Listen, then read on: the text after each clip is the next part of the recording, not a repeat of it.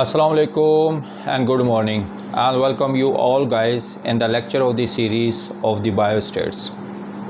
In the today lecture of the biostates we will learn very important topic, and the name of this important topic is p-value. In the today lecture we will learn what is the p-value and what is the importance or the use of the p-value, and the third one, how to calculate the p-value. Let's to clear our concept about the p-value. What is the p-value? The p-value is a statistical tool which is we used for the hypothesis testing. It is a number which is indicate the result which is you are obtained, how it is less or more than the actual or the observed outcome or the values when the null hypothesis is correct. Let me elaborate in the Urdu language कि p value क्या है. p value एक statistical tool है जो कि हम use करते हैं हाइपोथेसिस टेस्टिंग के अंदर, और जब कोई भी स्टैटिकल टेस्ट लगा के जो भी रिज़ल्ट निकलता है उसकी प्रोबेबिलिटी को मालूम करते हैं कि वो रिज़ल्ट एक्चुअल रिज़ल्ट से कितना कम या ज़्यादा है जबकि नल हाइपोथेसिस करेक्ट हो. जब p वैल्यू अल्फ़ा की वैल्यू से छोटा आता है तो नल हाइपोथेसिस को हम रिजेक्ट करते हैं. जब p वैल्यू अल्फ़ा की वैल्यू से बड़ा हो या उससे ज़्यादा हो तो नल हाइपोथेसिस को हम रिजेक्ट नहीं करते बल्कि एक्सेप्ट करते हैं.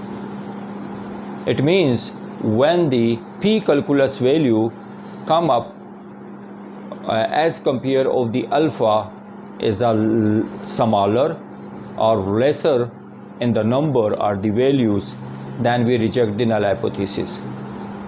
If the p calculus value which is come up larger or greater than the alpha value, then we fail to reject the null hypothesis. It means we accept the null hypothesis. Let's to clear our concept about the p-value through the calculation. So what is the p-value? The p-value, which is I told you earlier, it is a probability number which is indicate that how the result which is you are obtained from the sample data, how it is a less or greater than the actual value or observed value when the null hypothesis is correct. If your p-value, if suppose your p-value, this is your p-value which has come up with the 0.04, 0.03, 0.02 and 0.01. These all the p-value. And what is the alpha value? 0.05 on the 95% confidence, 95% confidence interval. And the worst, how much the chances of the error is the 5%. So the 5% is the alpha value. 0.05 is means 5% chances of the error. So now we will come up to clear our concept about the p-value. Now these are the p calculus value 0.04, 0.03 which has come up after the calculation. So these values is less than the alpha value. So this value is less than the alpha value, then we can say these are the significant result on the basis of the p calculus value. The significant result means the result of your research provide the evidence to reject the null hypothesis on the basis of the alpha.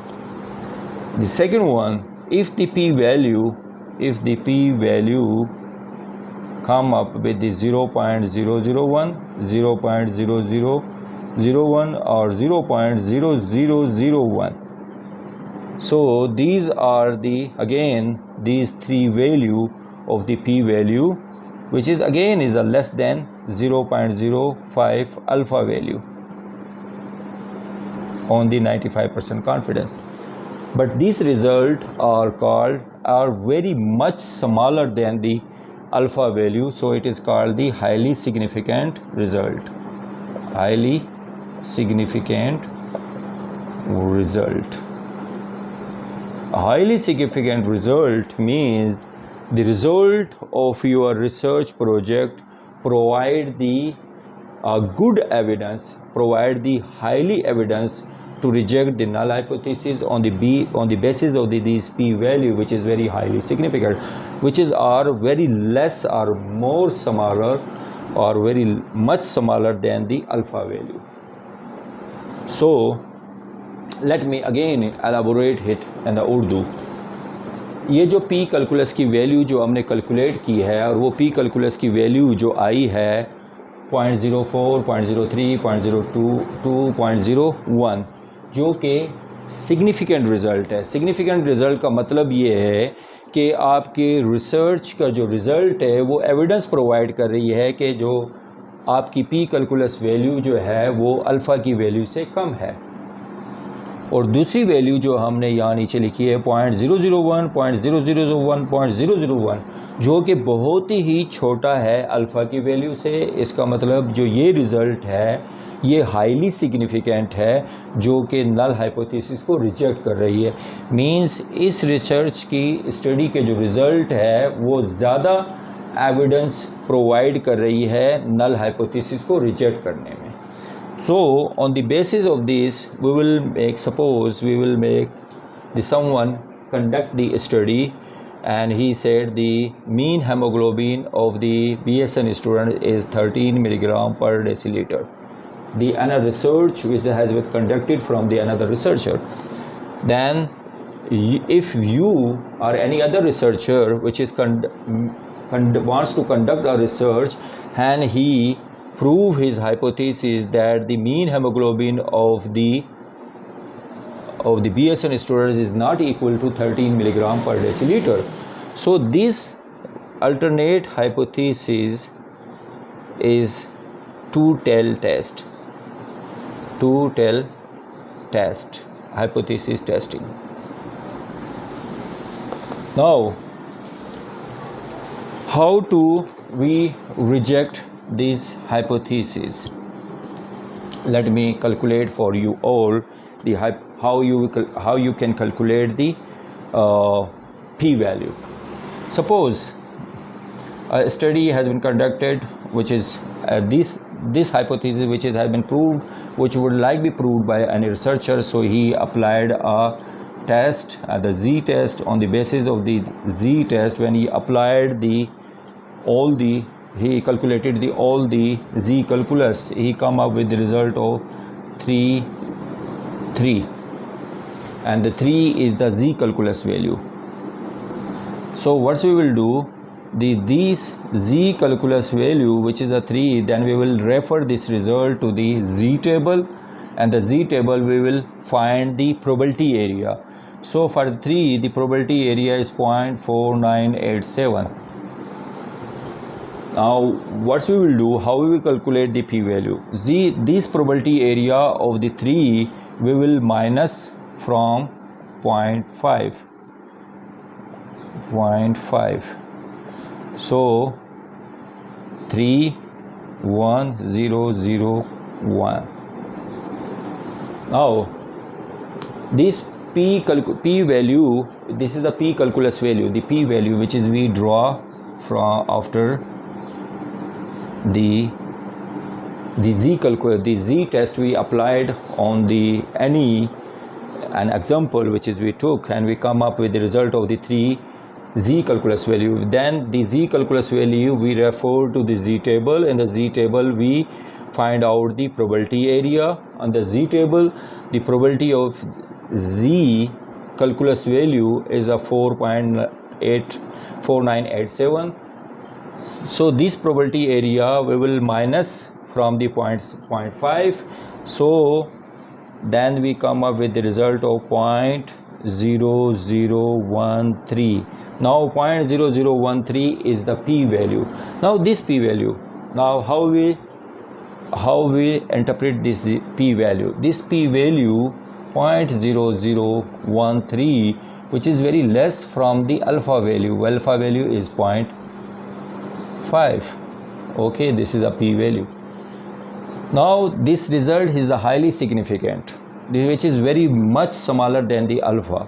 So the result of this study, on the basis to application of the z test, then we reject the null hypothesis. So this is for the one tail. Now if we will take the two tail test, so what we will do, we will multiply it by 2, because in the one tail it is the 5% on the one side. When we z alpha by 2 divide by 2 by 0.5, so it will be 0.025 on the right side, 0.05 on the left side. If we will draw the bell shape, z alpha by 2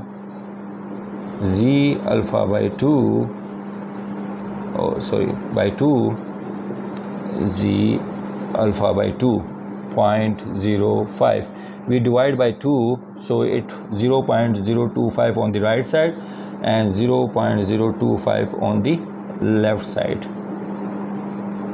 Okay, and it is 1.96 and minus 1.96 on the 95% on the z table. The value of the z alpha by 2 on the 95% is a 1.96. Now the 3 which is fall in the rejection area, the z calculus value which is greater than the z tabulated value, which is fall in the rejection area. On the basis of the z calculus, we reject the null hypothesis. This is the one way. And the second way is the p-value.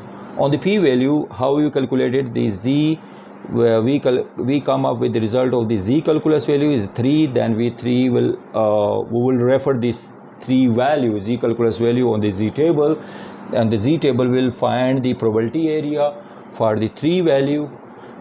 So it come up with the 0.4987 is the probability area. 0.487 we will minus from the 0.5, then we will come up with the result of the 0.0013. 0.0013 is the p-value, which is very much smaller than the alpha value. So on the basis of that, we reject the null hypothesis.